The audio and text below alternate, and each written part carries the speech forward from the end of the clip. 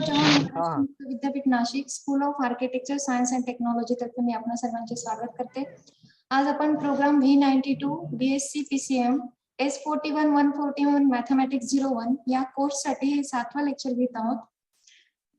या लेक्चर आधी आपण या टॉपिकचा अभ्यास केला आहे. Limit of function, theorems on limits, continuity, types of discontinuity. आणि ह्या लेक्चर मध्ये आपण theorems on continuity and some special types of functions या दोन नवीन टॉपिक्सचा अभ्यास करणार आहोत.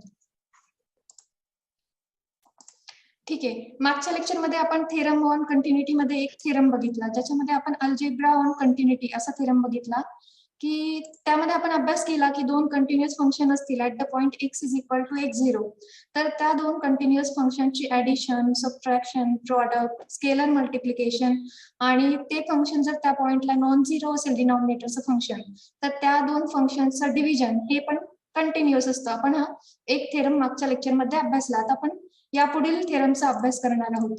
हा जो थेरम आहे तो आहे कंटिन्युटी ऑफ कंपोजिट फंक्शन. या थेरम मध्ये काय सांगितलेले आहे, let y is equal to fx be continuous at x is equal to x0 and let z is equal to gy be continuous at y is equal to y0 where y0 is f of x0 then z is equal to g of f of x is continuous at x is equal to x0. म्हणजे ह्या theorem मध्ये काय सांगितलेलं आहे की y हे x चं function आहे, ते at the point x is equal to x0 ला कंटिन्युअस आहे. पुढे काय म्हटलेलं आहे, z हे y चं फंक्शन आहे जे y is equal to y0 ला कंटिन्युअस आहे, where y0 is what, f of x0. Then the composite function z is a composite function of function g of f of x. z काय आहे, g आणि f चं composite function आहे आणि दिलेलं काय आहे, f हा at the point x is equal to x0 ला कंटिन्युअस आहे आणि g हे function at the point y is equal to y0 ला कंटिन्युअस आहे. जर हे दोन फंक्शन्स g आणि f हे सेपरेटली कंटिन्युअस असतील तर त्यांचं composite function g of f of x हे सुद्धा कंटिन्युअस असतं at the point x is equal to x0. आपण हे डायग्रामॅटिकली समजून घेण्याचा प्रयत्न करणार आहोत, त्यानंतर एक्झाम्पल मधून पण समजून घेणार आहोत. तर बघूया. तर कंटिन्युटी ऑफ कंपोजिट फंक्शनचा अभ्यास या थेरम मध्ये आपण करत आहोत. त्यामध्ये काय सांगितलेलं आहे की let y is equal to fx be continuous at x is equal to x0 and z is equal to gy be continuous at y is equal to y0. Then the composite function z is equal to g of x f of x is continuous at the point x is equal to x0 असं म्हटलेलं आहे. तर याच्यामध्ये मी diagrammatically ते समजून सांगण्याचा तुम्हाला प्रयत्न केला होता. जर y f x चं फंक्शन आहे ते at the point x is equal to x0 कंटिन्युअसला आहे आणि z हे y चं फंक्शन आहे. z is a function of y. z is equal to g of y is continuous at the point y is equal to y0. Then the composite function z, g of f of x is continuous at the point x is equal to x0. तर इथे y हे x चं function आहे, ते at the point x0 ला continuous आहे. z हे y चं फंक्शन आहे, ते at the point y0 is equal to f of x0 ला कंटिन्युअस आहे. तर टोटल जे कंपोजिट फंक्शन आहे z is equal to g of f of x ते ऍट द पॉइंट x0 ला कंटिन्युअस असतं असा हा थेरम सांगतो. तर रिमार्क मध्ये आपण बघितलं की this theorems means that the function of a continuous function is continuous. म्हणजे जसं function of continuity of a function of variable आपण बघितलं, तसंच इथे काय आहे, function of a continuous function. Function of a continuous function असेल तर ते काय असतं, कंटिन्युअस असतं. आता इथे ह्या show that sine x square and sin square x are continuous function for all x belongs to R हे आपल्याला शो करायचे. त्याच्यासाठी आपण दोन फंक्शन घेणार आहोत आणि त्यांचं कंपोजिट फंक्शन फाइंड करून हे शो करण्याचा प्रयत्न करणार आहे. पहिलं फंक्शन घेतलं f x is equal to sine of x, दुसरं घेतलं g x is equal to x square आणि साइन x आणि x स्क्वेअर हे दोन्ही फंक्शन्स काय आहेत, रिअल नंबर साठी कंटिन्युअस आहेत. रिअल लाईनवर हे दोनही फंक्शन कंटिन्युअस आहेत. आपल्याला माहिती आहे साइन एक्स चा ग्राफ जर आपण रिअल लाईनवर काढला तर तो कंटिन्युअस फंक्शन साइन एक्स चा ग्राफ सर्वांनाच माहिती आहे. एखादं फंक्शन कंटिन्युअस असतं म्हणजे ग्राफिकली किंवा जिओमेट्रिकली काय असतं त्याचं मिनिंग, तर त्या फंक्शनचा जो ग्राफ आहे ते त्या ज्या रेंजवर कंटिन्युअस असेल त्या रेंजमध्ये त्या फंक्शनचा ग्राफ हा कंटिन्युअस असतो विदाउट एनी ब्रेक. असा तो ग्राफ आपल्याला कंटिन्युअस जर मिळत असेल त्या फंक्शनसाठी तर ते फंक्शन त्या दिलेल्या रेंजवर काय असतं, कंटिन्युअस असतं. तर साइन एक्स आपल्याला माहिती आहे continuous for all real numbers. X स्क्वेअरचा पण ग्राफ जर आपण बघितला तर आपल्याला माहिती आहे एक्स स्क्वेअर पण फॉर सगळ्या रिअल नंबरसाठी काय कंटिन्युअस आहे. तर हे बोथ द फंक्शन काय कंटिन्युअस. आता आपण कंपोजिट फंक्शन कन्सिडर करूया, f of g of x. F of x ची व्हॅल्यू काय आहे, साइन ऑफ एक्स आहे. तर f of g of x ची काय व्हॅल्यू येईल, एफ ऑफ एक्स स्क्वेअर, कारण जी ऑफ एक्स आपण इथे रिप्लेस करणार आहोत. जी ऑफ एक्स काय आहे एक्स स्क्वेअर आहे. आता जर जी ऑफ एक्स ऐवजी एक्स स्क्वेअर भेटला तर सेकंड स्टेप मध्ये आपल्याला काय मिळालं f of g of x is equal to f of x square. F of x काय आहे साइन ऑफ एक्स आहे, तर एफ ऑफ एक्स स्क्वेअर काय असेल साइन ऑफ एक्स स्क्वेअर असेल. म्हणूनच इथे एफ एक्स कंटिन्युअस आहे जी एक्स कंटिन्युअस आहे. आणि मागे बघितलेल्या थेरम नुसार जर दोन फंक्शन कंटिन्युअस असेल तर function of continuous function continuous असतं. इथे आपण f of g of x find केलं त्याची व्हॅल्यू काय मिळाली साइन एक्स स्क्वेअर. ते काय function of a continuous function, म्हणून साइन एक्स स्क्वेअर काय कंटिन्युअस फंक्शन आहे. आता नेक्स्ट स्टेप मध्ये आपण g of f of x find करूया. G of f of x म्हणजेच काय g of sine of x, कारण एफ ऑफ एक्स काय साइन ऑफ एक्स रिप्लेस केला फक्त. G of sine of x ची व्हॅल्यू काय येईल जी ऑफ एक्स काय एक्स स्क्वेअर आहे, तर जी ऑफ साइन एक्स काय येईल साइन एक्स ब्रॅकेट स्क्वेअर. ती मिळाली साइन स्क्वेअर एक्स, म्हणजे g of f of x is equal to sine square x, where gx and fx both are continuous function. That's why composite function of g and f is again continuous for all x belongs to R. अशा पद्धतीने आपण हे दोन function continuous आहेत असं show केलं. जो next theorem आहे तो sign preservation property of a continuous function. Sign preservation property of a continuous function काय सांगतं if fx is continuous at x0 and f of x0 is greater than 0, then there is an interval I about x0 in which fx is greater than 0 for all x belongs to I.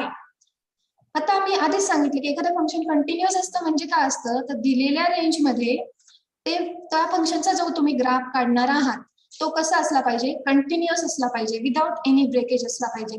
आता इथे काय म्हटलेलं आहे की fx is continuous at the point x0.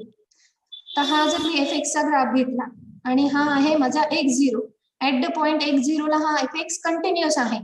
आणि पुढे काय म्हटलंय if at x0 f of x0 is greater than 0, function f ची value of function fx at the point x0 is greater than 0. आता इथे जर ह्या x0 ला ह्या फंक्शनची व्हॅल्यू येईल ही, ती कशी आहे ग्रेटर दॅन 0 आहे.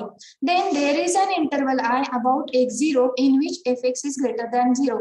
अशा कंडिशन मध्ये काय होतं असा एखादा इंटरवल एक्झिस्ट होतो x0 च्या भोवती की त्या रेंज मध्ये त्या फंक्शनच्या व्हॅल्यू ह्या ग्रेटर दॅन 0 असतील.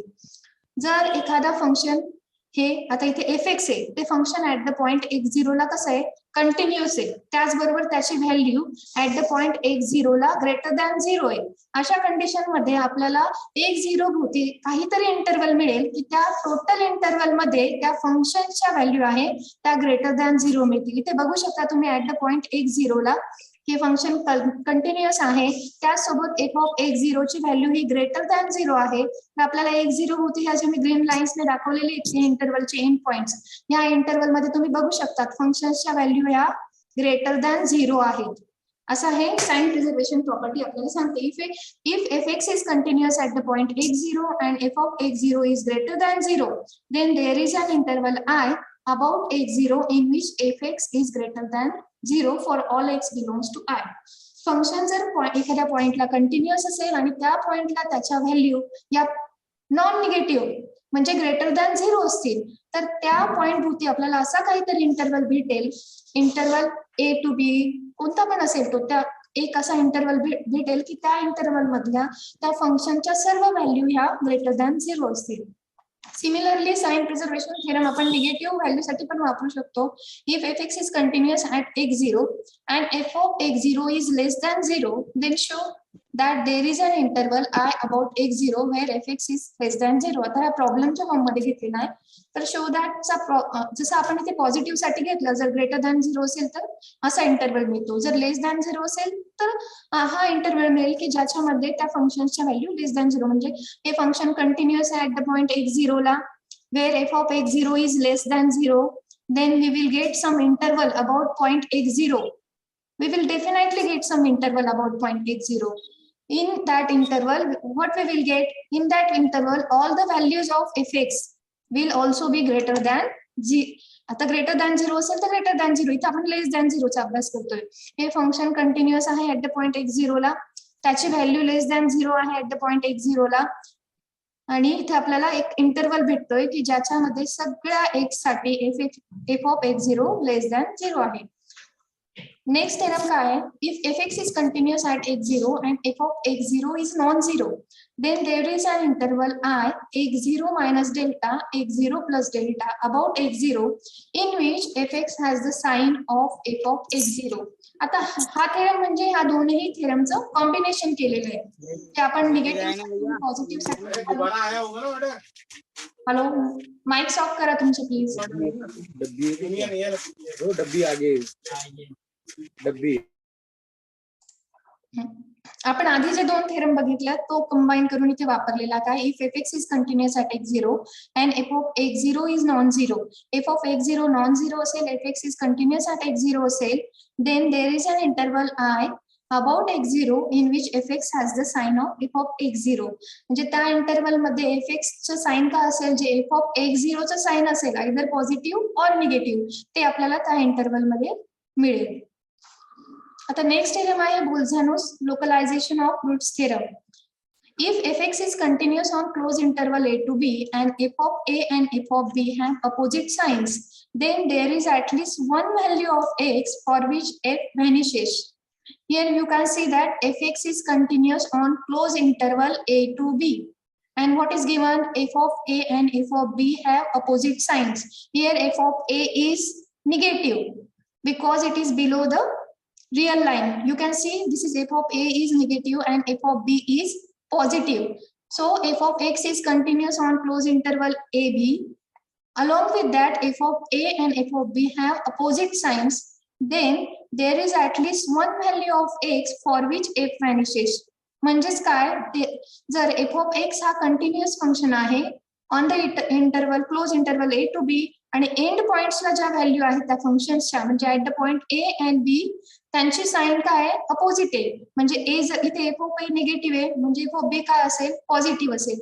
इनवर्स पण होऊ शकतं, आधी f of a पॉझिटिव्ह होऊ शकतो, f of b निगेटिव्ह होऊ शकतो. म्हणजे at the point a and b fx च्या ज्या व्हॅल्यूची साइन आहे ती अपोजिट असणार आहे. अशा कंडिशन मध्ये काय होतं, there is at least one value of x मिळेल आपल्याला, की त्याच्यासाठी एफ व्हॅनिश होतो. एफ व्हॅनिश होतो म्हणजेच काय, एफ ऑफ एक्स ची व्हॅल्यू 0 होते. इथे तुम्ही बघू शकता ह्या पॉइंटला एफ ऑफ एक्स ची व्हॅल्यू काय झालेली आहे, 0 झालेली आहे. हे फंक्शन एफ ऑफ एक्स आहे ते close interval a to b ला कंटिन्युअस आहे. ऍट द पॉइंट a म्हणजे एफ ऑफ a आणि एफ ऑफ b ह्या दोनही व्हॅल्यूची साइन अपोजिट आहे. F of a is negative आणि f of b is positive. अशा कंडिशन मध्ये काय होतं, काहीतरी एक्स आपल्याला मिळेल की ज्याच्यासाठी एफ ऑफ एक्स काय होणार आहे, व्हॅनिश होणार आहे. असा काहीतरी एक्स आपल्याला a to b मध्ये इंटरवल मध्ये मिळेल, त्याच्यासाठी जर तुम्ही एफ ऑफ एक्स ची व्हॅल्यू फाइंड केली तर ती ऑब्व्हियसली 0 मिळणार आहे. म्हणजे कुठेतरी त्या ग्राफला एक्स ऍक्सिसला कट करणार आहे तो ग्राफ. जर एक ग्राफ एखादा फंक्शन कंटिन्युअस म्हणजे काय, त्या इंटरवल मध्ये त्या फंक्शनचा ग्राफ कंटिन्युअस आहे विदाउट एनी ब्रेक आहे.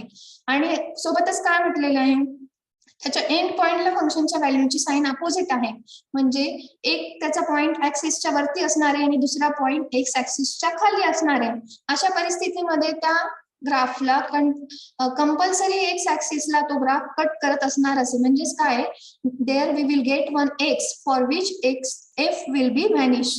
म्हणजेच एफ ची value at that x will be 0.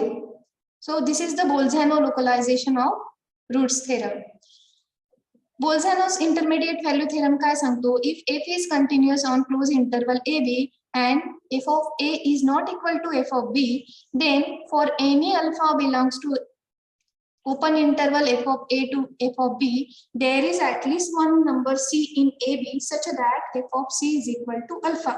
Alternate version काय सांगतं, if fx is continuous on closed interval a to b, then fx must take at least one value between f of a and f of b. म्हणजे थोडक्यात f जर close interval वर continuous आहे आणि त्याच्या end पॉइंटला ज्या काही व्हॅल्यू फाइंड केलेल्या आहे f of a आणि f of b are not equal, त्या डिफरंट आहे. अशा कंडिशन मध्ये तुम्ही जर f of a आणि f of b मधले कुठली तरी एक अल्फा व्हॅल्यू घेतली, हे काय एफ ऑफ ए आणि एफ ऑफ बी काय फंक्शनच्या व्हॅल्यू आहे. अशा फंक्शनच्या व्हॅल्यू मधली तुम्ही कुठली तरी एक व्हॅल्यू घेतली, म्हणजे रेंज सेट मधली, फंक्शनच्या रेंज सेट मधली तुम्ही कुठली तरी एक अल्फा व्हॅल्यू घेतली, तर तुम्हाला फंक्शनच्या डोमेन मध्ये काहीतरी सी मिळेल. C belongs to open interval a b such that f of c is equal to alpha. असा हा बोल्झॅनो इंटरमिडिएट व्हॅल्यू थेरम सांगतो.